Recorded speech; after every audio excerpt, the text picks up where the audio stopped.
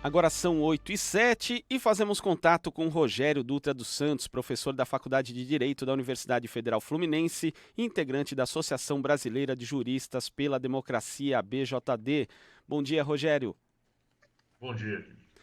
Rogério, nós tivemos ontem uma decisão do ministro Edson Fachin que determinou que uma ação penal que o ex-presidente Lula responde em Curitiba sob a acusação de receber da Odebrecht um terreno para o Instituto Lula volte para a fase das alegações finais. Isso por conta da decisão anterior, do Supremo Tribunal Federal, da segunda turma da Corte, de que os réus delatores devem apresentar primeiro suas alegações finais para depois os réus delatados se manifestarem. Essa decisão, inclusive, da segunda turma resultou aí na anulação de uma sentença contra o ex-presidente da Petrobras, determinada pelo juiz Sérgio Moro. Essas derrotas da Lava Jato mostram que o Supremo começou a acordar para as irregularidades da Força Tarefa de Curitiba? Certamente houve um constrangimento do STF na medida em que ele teve que reconhecer o que os juristas em geral já sabiam, que não se pode, nas alegações finais, dar o mesmo prazo para a defesa e para a acusação, ou para, no caso aí, para delatores que estavam acusando o réu do processo. O prazo tem que ser sucessivo. Primeiro para a acusação ou para os delatores e depois para o réu. O réu ele tem que falar sempre por último no processo, nas alegações finais. Então, essa é uma regra processual clara, óbvia, cristalina, usual. Todos os juristas, todos os penalistas, processualistas penais que trabalham no ramo sabem disso. O que o STF fez foi reconhecer isso no caso de um processo lateral aí da Lava Jato, e esse reconhecimento pode provocar, inclusive, anulação do processo de Atibaia, cuja sentença já foi prolatada. Então, esse reconhecimento do juiz, do ministro Fachin, ele tem duas consequências. A primeira delas é fazer com que o processo volte a uma situação anterior, em que as partes tenham que se manifestar agora no devido prazo. Isso vai atrasar o processo, a conclusão do processo do ex-presidente Lula, e esse atraso ele pode comportar a possibilidade de que entre a decisão sobre um processo e outro, ou seja, entre o pedido de habeas corpus no processo em que o Lula está preso e uma eventual condenação no processo que agora foi, cujo rito foi modificado, o Lula possa ser solto.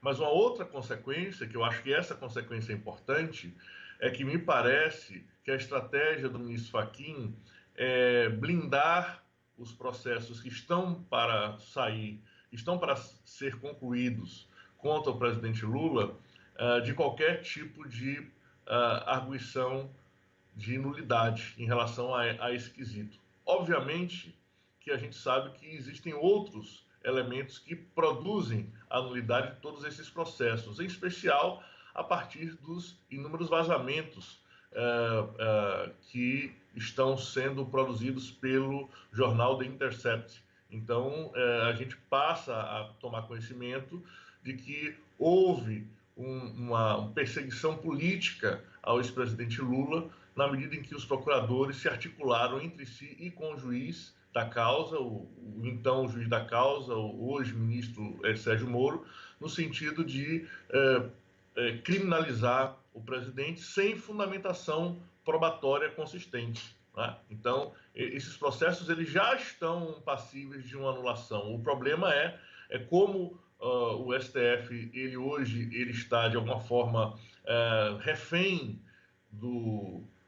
da imprensa, da grande imprensa, dos meios de comunicação de massa. Ele não consegue tomar uma decisão autônoma em relação ao devido processo legal e fazer com que o direito prevaleça nesse caso. Então, o STF tem tido nos últimos tempos, uma posição exclusivamente de natureza política, o que é muito lamentável e o que, obviamente, atinge de forma muito forte as nossas instituições, abalam as nossas instituições.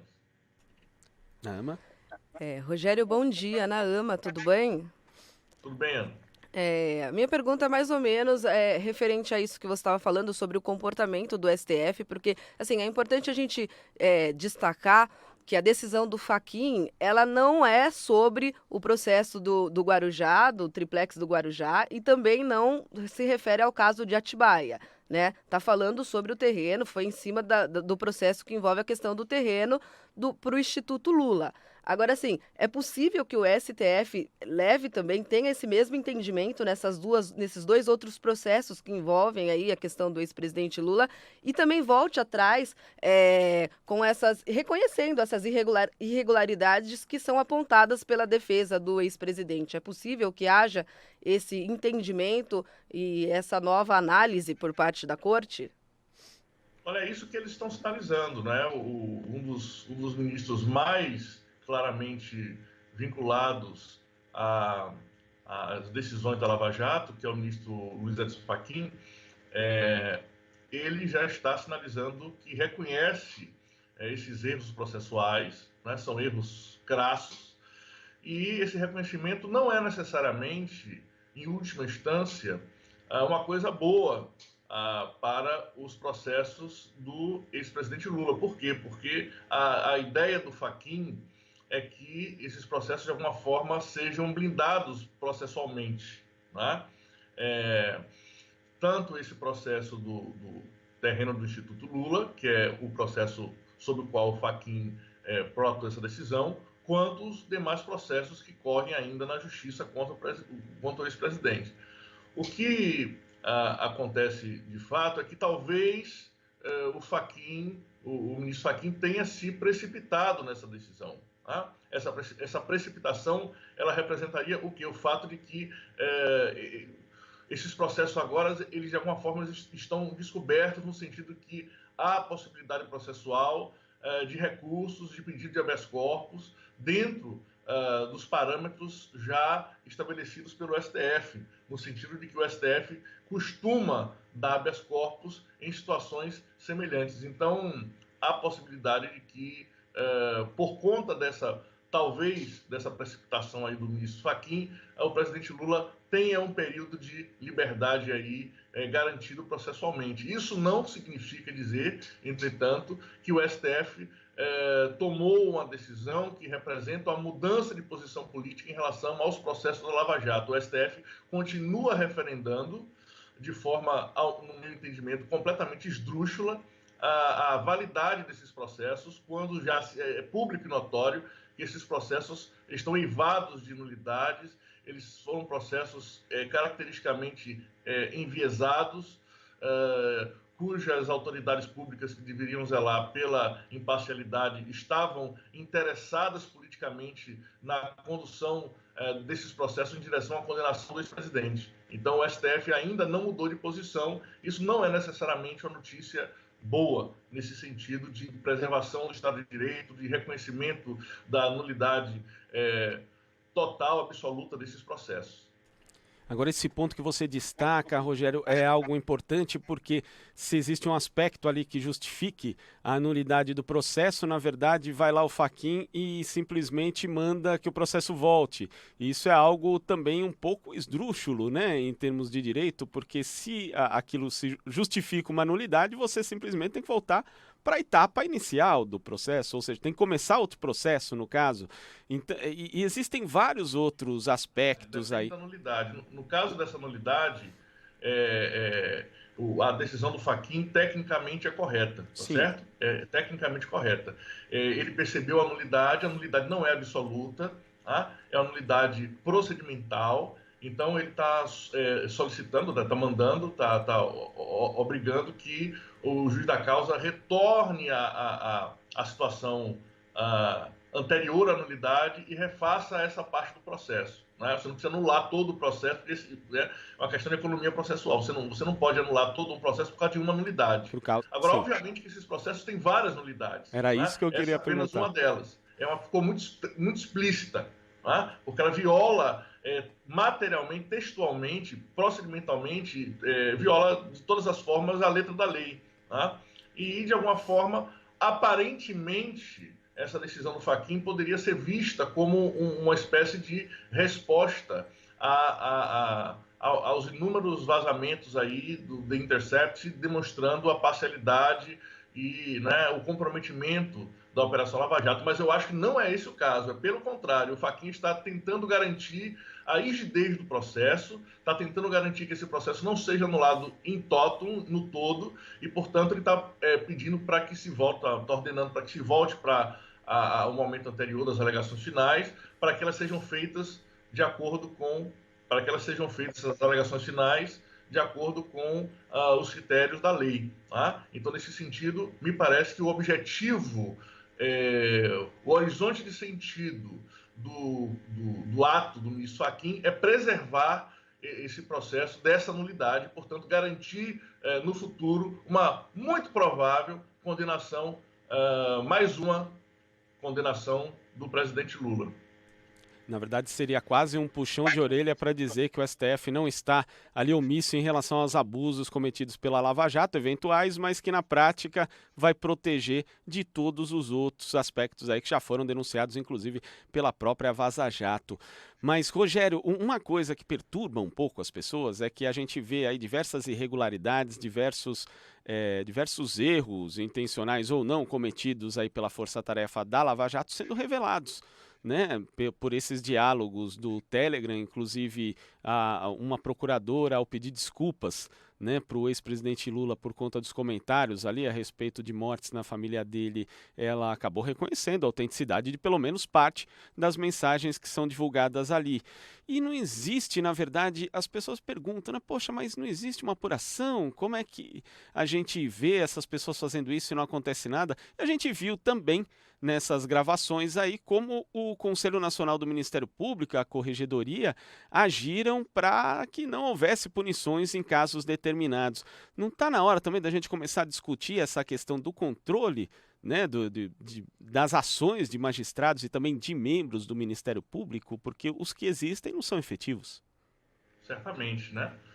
Se nós formos olhar para a história da modernidade política, desde que se começa a falar de república, lá no século XVI, com Maquiavel, a ideia básica é que uma república ela seja municiada de instituições capazes de receber e de apurar denúncias feitas pelo povo, denúncias que envolvam autoridades. Né? Isso é um traço fundamental de uma república, segundo Maquiavel, no seu clássico livro Os Discursos sobre a Primeira Década de Tito Livio. Tá? A ausência dessas instituições pode provocar uma alteração da ordem, uma perturbação da ordem, no sentido de que as pessoas vão se revoltar contra essa situação, em algum momento. Né? A opinião pública hoje, no Brasil, na verdade, ela é, de alguma forma, refém de alguns meios de comunicação de massa. Né? Ela, de alguma forma, é conduzida para determinados lugares de acordo com os interesses desses órgãos. Ocorre que os vazamentos do Intercept, eles são tão gigantescos, eles são tão importantes que eles furaram a bolha de proteção da Operação Lava Jato e a bolha de proteção que essas instituições que deveriam garantir o devido processo estavam fazendo, né? No sentido de proteger politicamente essa operação de qualquer tipo de questionamento, mesmo que o questionamento seja um questionamento correto.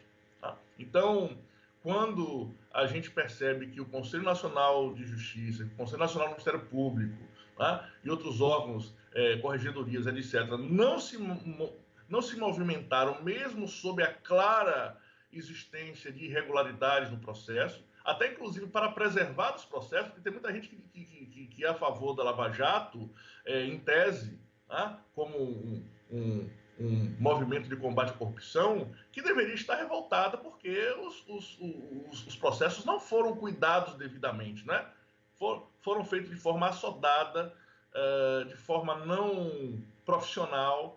Esses procuradores, eles têm dificuldades técnicas, eles têm clara deficiência técnica de funcionar num processo criminal de acordo com as regras do jogo. Isso, obviamente, numa democracia, deveria gerar a nulidade desses processos. Né? Porque, em geral, inclusive no que diz respeito a esses processos que eu estudei, que são relativos ao ex-presidente Lula, faltam provas.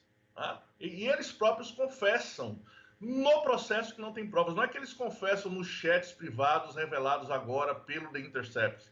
Na verdade, eles, no processo, né, na denúncia, nas peças acusatórias, eles revelam que eles não têm provas, que eles têm indícios.